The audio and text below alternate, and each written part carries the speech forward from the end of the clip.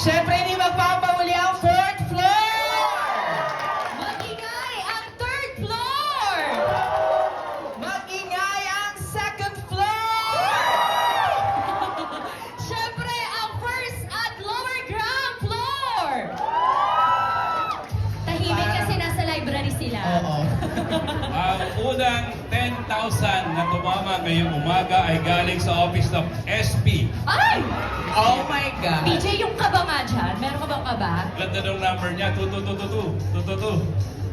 Lionel Zico ng SPSEC Office. Wow!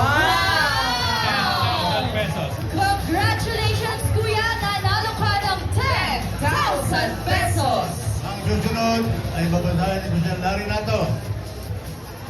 Nanggaling sa opisina ng mga pare-pareho ang sapatos. Ay! CSU, Wow! Ricardo Ariola. Ricardo Ariola! Nasa gate daw po. Congratulations po, Mr. C.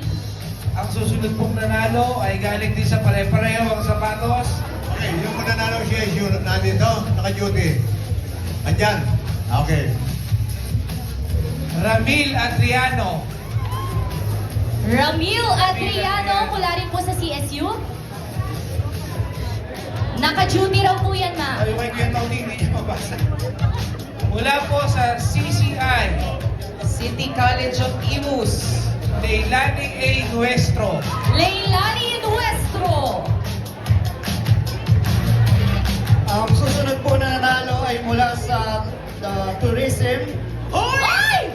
Jerry D. Mendoza. Ano ba yan? Nakakakaba naman. Nasa plaza po naka-duty. Lima pa pong 10,000 pesos. Ang susunod po ay nasa City Planning and Development Office. Ana Marie Evaristo. Ana Marie Evaristo. Asan yun? Ayun! Congratulations! Nanalo ka ng 10,000 pesos. Ako na babasa nito. Ako na babasa. Okay. Maraming perto eh. Emerabel, Cabrera, Pasaw. Okay. Building officials office. Andyan, wala. Wala yata eh. Andyan ba?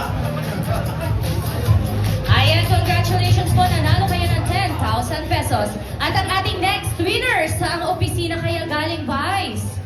Ako bumunod yan ha. Ben, ako bumunod yan.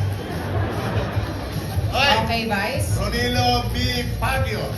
Ron